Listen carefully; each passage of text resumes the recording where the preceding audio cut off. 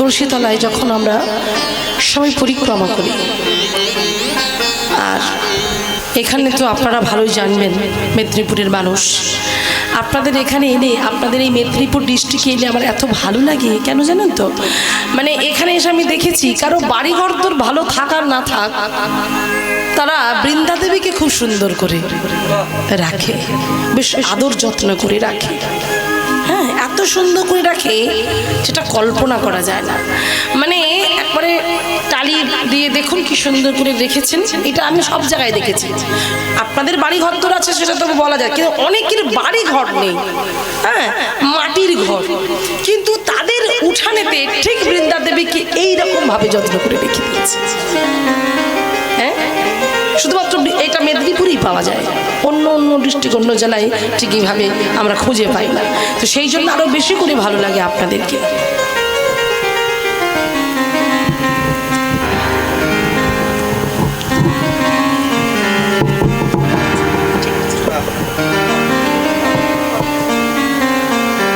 জয় নিতাই। তো আজকে দেখুন, সেই জন্য যখন আমরা পরিক্রমা করি, ওই পরিক্রমা করতে করতে আমরা একটা পদ গাই, সবাই মিলে একটা গান করি। সে গানটা কিন্তু আপনারা সবাই জানেন, আমার সঙ্গে একবার গাইবেন, সবাই মিলে বলুন তো।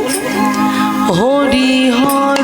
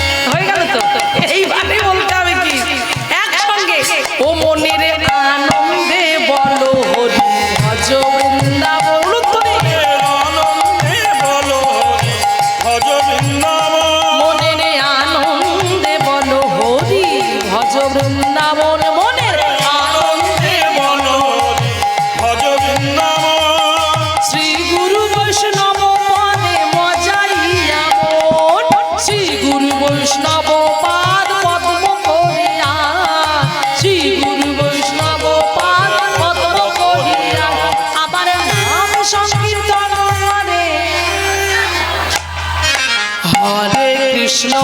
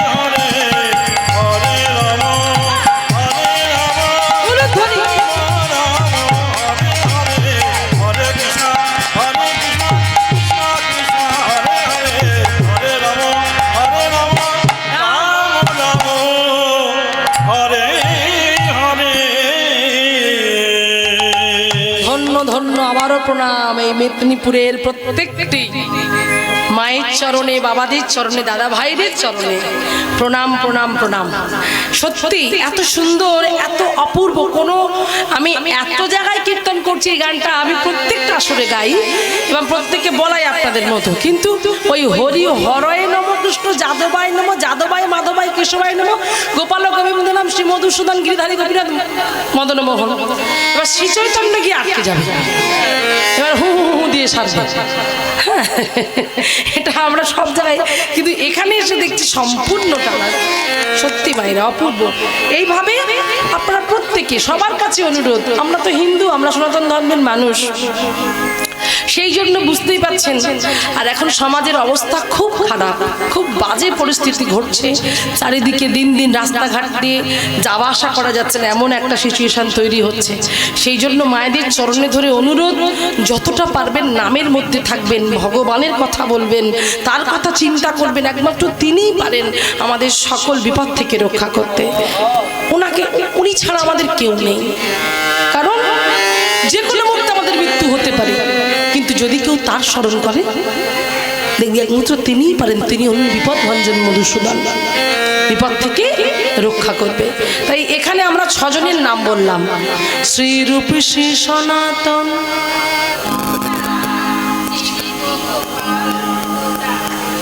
ব্যাস। তাহলে 6 জনের নাম হলো শ্রীরূপ, শ্রী সনাতন, ভট্ট, রঘুনাথ, শ্রীজীব, গোপাল ভট্ট। হ্যাঁ, সবার শেষে কার নাম হলো দাস রঘুনাথ। হ্যাঁ, আজকে আমাদের লীলার বিষয়বস্তু দাস গোস্বামী, মানে রঘুনাথ দাস গোস্বামীর দাস রঘুনাথের জীবনী কথা আজ আমরা শ্রবণ করব। মায়েরা দেখুন, এখানে শিক্ষা দিলেন দাস রঘুনাথ, কিন্তু বললেন না রঘুনাথ দাস। তার মানে কি বোঝাতে চাইলেন? তার মানে প্রত্যেকটা জগৎ জীবকে বোঝাতে চাইলেন তুমি তার দাস হও। হ্যাঁ, তুমি তার দাস হও। জীব নিত্য কৃষ্ণের দাস, তাহা ভুলি গেল। যে কারণে আজকে মায়ার ফাঁসটা তাদের প্রত্যেকের গলাতে বাঁধিল। কখন গলায় বাঁধে বলুন তো? যখন আমাদের মতো কোনো মূর্খরা বলে, এই এটা আমার বাড়ি, এই আমার ছেলে ইঞ্জিনিয়ার, আমার মেয়ে ডাক্তার, যতদূর চোখ যাবে ততদূর আমার। কি করে তুমি কথাগুলো বলছো? দেখুন, সামান্য জায়গা নিয়ে ভাই ভাই, মায়ের পেটের ভাই, দু ভাই, সামান্য জায়গা নিয়ে ওই ভাই ভাই মারামারি করে থানা পুলিশ হয়ে যাচ্ছে, মাথা ফাটাফাটি হয়ে যাচ্ছে। তা মায়েরা, ভগবান হাসবে না? যেগুলো কোথা থেকে পেলি? ছিলি তো মায়ের গর্ভে 80 লক্ষ জনে ভ্রমণ করে, 32টা নারীর বন্ধনে, অসহ্য জ্বালা, অসহ্য যন্ত্রণা, অসহ্য কষ্ট, কৃমিকীটের যন্ত্রণা। হে শিষ্টমণ্ডে ঊর্ধ্ব পদে চিৎকার করে কেঁদে কেঁদে বলেছিলাম, হে গোবিন্দ, হে গোপীনাথ, হে প্রাণবল্লভ, হে প্রাণনাথ, তুমি রক্ষা করো, তুমি মুক্তি দাও। সেই ভগবান কৃপাময়, করুণাময়, দয়া করে, কৃপা করে গর্ভের কাছে এসে নয়ন জলে বক্ষ ভাসিয়ে যখন কেঁদেছিলাম, সেই কান্নাটা ভগবান শুনতে পেল। আর কান্নাটা শুনতে পেয়ে গর্ভের কাছে এসে বলেছিল, ওরে কলির জীব, আমি তোকে মুক্ত করব, তবে কথা দে, ধরার বুকে গিয়ে একবার বদন ভরে আমার নাম করবি, কথা দে। ওই মাতৃগর্ভে এত কষ্ট, এত যন্ত্রণা সহ্য করতে না পেরে ভগবানকে কথা দিয়েছিলাম, প্রভু কথা দিলাম, আমরা তোমার নাম করব, আমি তোমার গুণকীর্তন করব। শুনেছি তুমি করুণাময়, শুনেছি তুমি কৃপাময়, এই জঠর যন্ত্রণা থেকে তুমি মুক্ত করো, এই জঠর যন্ত্রণা থেকে তুমি মুক্ত করো প্রভু। তিনি তো প্রেমময়, জানো মায়েরা, ভগবানের সেবার পাত্রে তুমি কিছু দাও বানানো।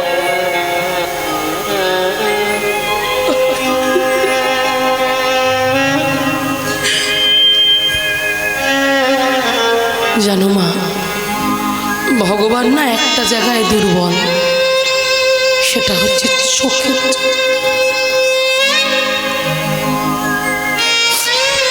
চোখের জল দিয়ে যদি কোনো ভক্ত একবার না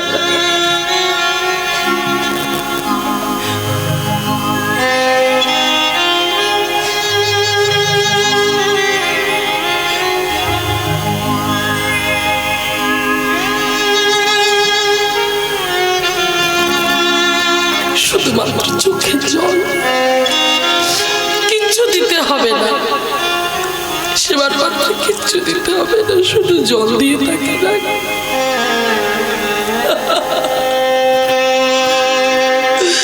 আর আকুলতা ব্যাকুলতা দিয়ে তার কাছে ছুটে যায়।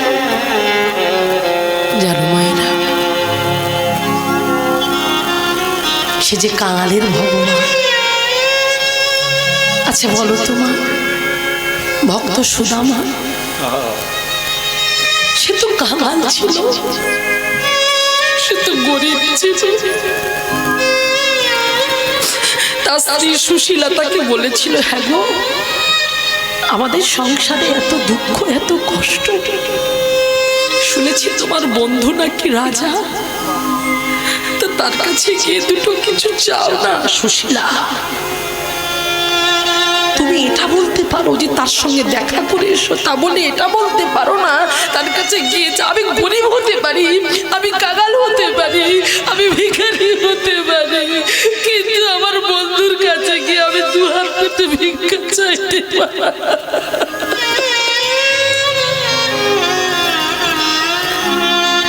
তবে সুশীলা বলেছিল, খালি হাতে যাবে? আমি দাঁড়াও, দুবারই ভিক্ষা করে তিনবারই ভিক্ষা করে আমি যা পাবো তাই নিয়ে তুমি তোমার বন্ধুর কাছে যাও।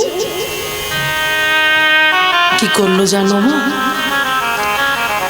ভিক্ষা করেছে, সেখানে শুকনো চিড়ে কমটো পেয়েছে, সেই শুকনো চিড়ে পুটলির মধ্যে করে বেঁধে নিয়ে চলেছে দ্বারকায় কৃষ্ণকে দেখতে। মায়েরা কথা বলো না, কি ভালো একটি সুন্দর কথা। দেখো, এবার যখন দ্বারকায় এসেছে, গিয়ে বলছে, দ্বারপালো আমার কানাইকে একবার ডাকবে। এখন এরা তো কানাই বলে তো জানে না, এরা তো জানে মহারাজ কৃষ্ণচন্দ্র। তাই যখন বলছে কানাই, তখন বলছে, এই ভিখারি। ময়লা বসন পড়ে ছেড়ে একটা বসন কাঁধে ভিক্ষা চলে নিয়ে কানাই কানাই বলে এখানে কেউ থাকে না, এখানে স্বয়ং মহারাজ কৃষ্ণচন্দ্র থাকে। হাসতে হাসতে বলছে, ওগো প্রহরী, তোমাদের যেই কৃষ্ণ, সে যে আমার প্রাণের কানাই, একবার আমার কানাইকে ডেকে দেবে। আমি আমি আমার কানাইকে শুধু দেখেই চলে যাব, আমি এখানে থাকবো না, আমার কানাইকে আমি দেখেই চলে যাব। কতবার তাকে সরিয়ে দিয়েছে, ভিখারি বলে দুর্গন্ধ গা থেকে বেরোচ্ছে, ঠেলে ফেলে দিয়েছে, তবু ছুটে এসে চরণটা জড়িয়ে ধরে বলছে, প্রহরী আমি বেশিক্ষণ সময় নেব না, আমার জন্য একটু সময় দাও, একটু শুধু গিয়ে বলো যে আমি সুদামা এসেছি, একবার বলে দেখো, যদি আমায় চিনতে না পারে তাহলে আমি এখান থেকে মাথা নিচু করে চলে যাব, কিন্তু বলে তো দেখো।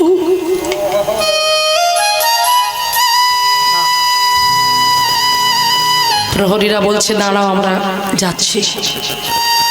প্রহরীরা ভিতরে প্রবেশ করেছে, আর ভিতরে প্রবেশ করে মহারাজ তখন কথোপকথন করছে সমস্ত রাজন্যবর্গের সঙ্গে। কথা বলতে বলতে কথার মাঝখানে গিয়ে বললেন, মহারাজ প্রণাম, বলো কি বলতে এসেছো? মহারাজ, একটা ভিখারি এসেছে আপনার খোঁজ করছে, বলছে আপনি নাকি তার বন্ধু। ভিখারি বলছে আমি বন্ধু? কি করে? কে কে কে কে কে নামটা কিছু বলেছে? কি নাম তার? ও যে ভিখারি বলেছে, কি নাম গো? কি যেন নামটা বললো, কি যেন নামটা বললো রে ভাই, কি যেন? সুদামা। কি বললে?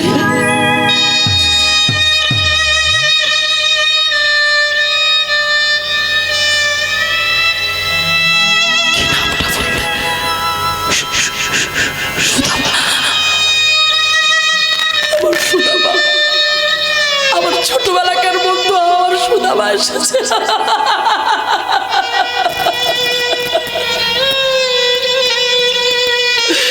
আমার সুদামা এসেছে। চমকে উঠলেন, সিংহাসন থেকে দাঁড়িয়ে পড়লো, সভা বন্ধ হয়ে গেল, সবাই চমকে উঠলো। একটা ভিখারি, একটা ময়লা বসন পড়ে আছে যে ভিখারি, সে কি করে রাজার বন্ধু হতে পারে? পাশে দাঁড়িয়েছিল রানীরা, রুক্মিণী, সত্যভামা, আরো রানীরা দাঁড়িয়েছিল, তারা অবাক হয়ে গেল, একটা ভিখারি কি করে রাজার বন্ধু হতে পারে? সুদামা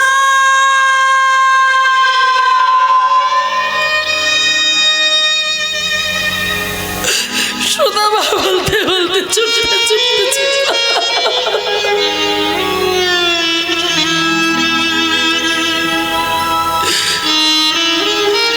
সুদামা ভাবলো আমি গরিব বলে আমার কানাই আমাকে ভুলে গেছে, আমি চলে যাই। আমার বন্ধুর সঙ্গে আমার দেখা হলো না। কাঁদতে কাঁদতে চোখের জলটা মুছতে মুছতে চলে যাচ্ছে। ঠিক এমন সময় গলার গলবস্ত্রটা খুলে চলে গেল, মাথার মুকুটটা পড়ে গেল। ভগবানের সিংহাসন থেকে ছুটতে ছুটতে চলেছি তো, তাই মাথার মুকুটটা যখন খসে পড়ে গেল, বাঁশিটা আহা, গলবস্ত্রটা খুলে চলে গেল, উড়ানিটা খুলে গেল। ছুটতে ছুটতে ছুটতে ছুটতে গিয়ে দাঁড়িয়ে বলছে সুদামা, সুদামা এদিকে কানাই, কানাই এসেছিস, আমার কাছে একবার আমাকে জড়িয়ে ধরে। তাই গৌর হরি বল, উলুত্তরি উলুত্তরি মায়েরা, উলুত্তরি হরি বল, হরি বল। ছুটে গিয়ে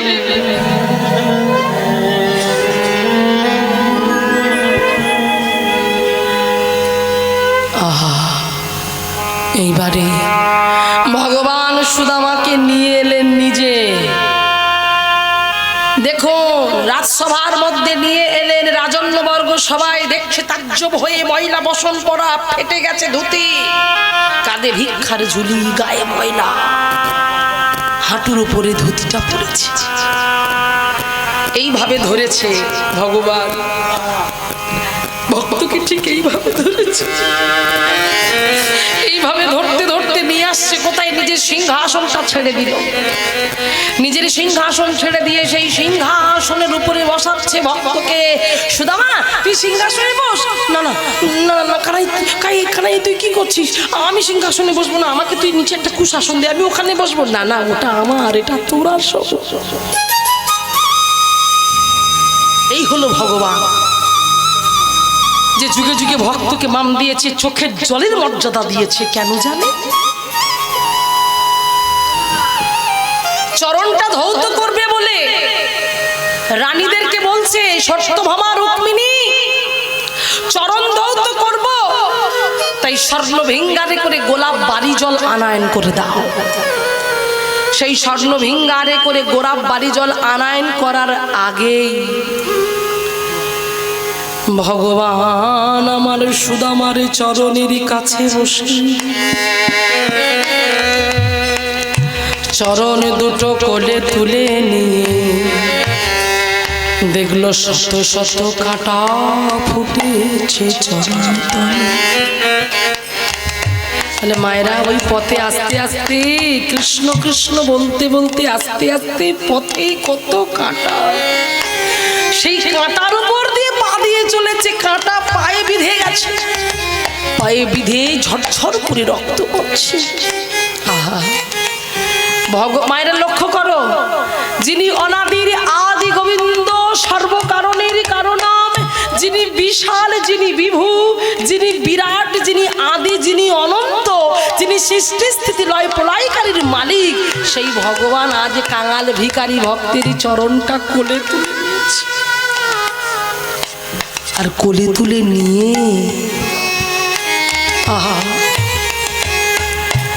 শত শত কাঁটা দিয়ে ফুটেছিল, সেই কাঁটাগুলো একটা একটা করে তুলছে আর বলছে, ওরে সুদামা রে, তুই তোর কৃষ্ণ কৃষ্ণকে এত ভালোবাসিস, তোর চরণে কাঁটা ফুটেছে তবু তুই আমার কাছে ছুটে এসেছিস, তুই আমায় এত ভালোবাসিস। তাই চরণে যে কাঁটা ফুটেছিল সেই কাঁটাগুলো তুলছে। ও মা জল আনার সময় দিল না, কি করলো জানো?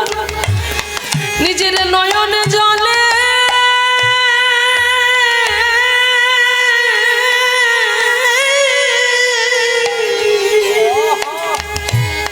চরণ ধোয়া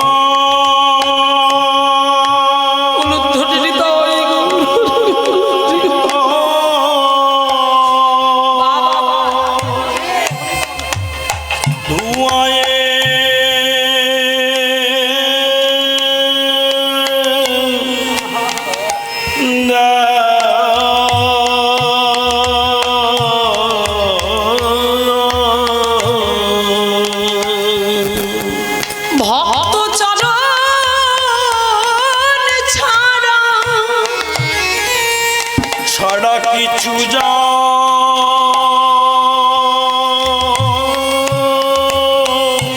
বাবা হরি বল হরি বল জানি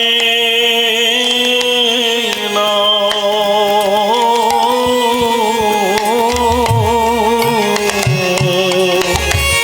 ভগবান নিজের নয়ন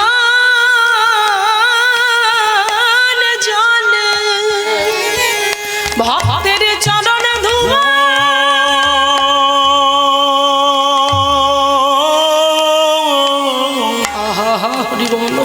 ধুয়ায়ে না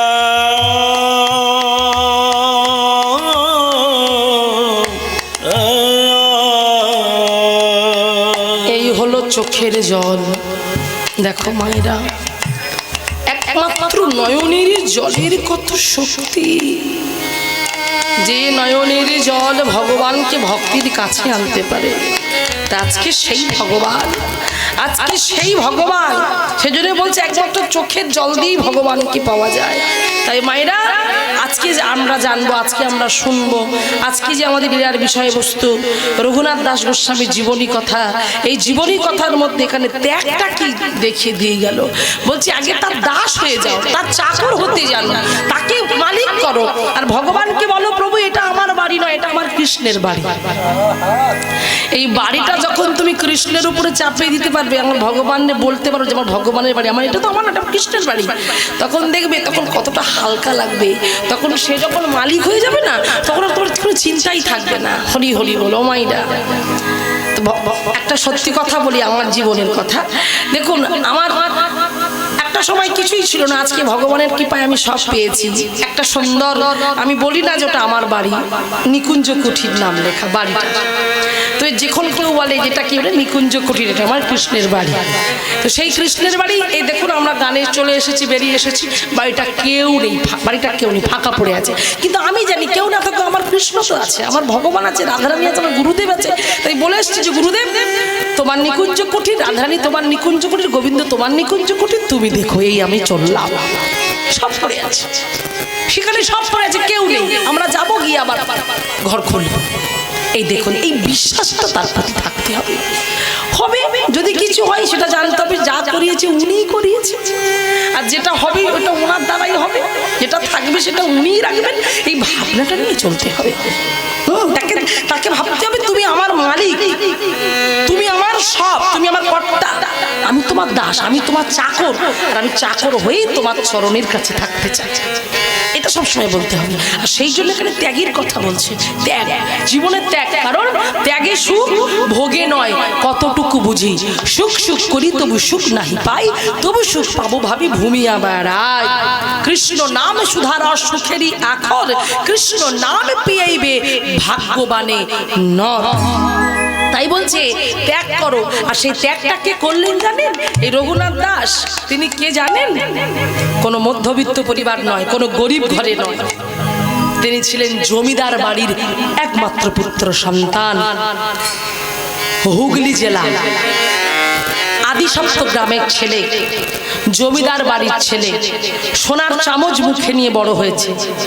বাবার নাম গোবর্ধন দাস, জ্যাঠামশাইয়ের নাম হিরণ্য দাস। কেন বললাম জ্যাঠামশাইয়ের নাম? কারণ জ্যাঠামশাইয়ের কোনো সন্তান সন্ততি ছিল না, ওই জ্যাঠামশাই রঘুনাথকে সে সন্তান স্নেহে বড় করেছিল। সেজন্য বাবা গোবর্ধন দাস আর জ্যাঠামশাই হিরণ্য দাস। সেই বাড়িতে সোনার চামচ মুখে নিয়ে বড় হয়েছে। জীবনে অভাব কি কোনোদিন জানেনি, কিন্তু এখানে সংস্কৃত শ্লোকে বলছে না ধানাং না জানাং না সুন্দরী কবিতা। তিনি ধন চাইলেন না, জন চাইলেন না, আত্মীয় পরিবার কেউ চাইলেন না, সুন্দরী রমণী স্ত্রীকেও তিনি চাইলেন না। তবে তিনি কি চাইলেন সেটাই আজকে শিক্ষা, সেটাই আজকের আমাদের জানবার বিষয়। দেখুন মায়েরা, জীবনে ত্যাগ কি, ত্যাগ কাকে বলে, সেই ত্যাগের কথা এখানে জমিদার বাড়ির ছেলে হয়ে কত দৈন্যতার সঙ্গে, দীনতার সঙ্গে, নিঃস্বের সঙ্গে আজকে তিনি সেটাকে তুলে ধরেছেন। চলুন আমরা শুনে নিই।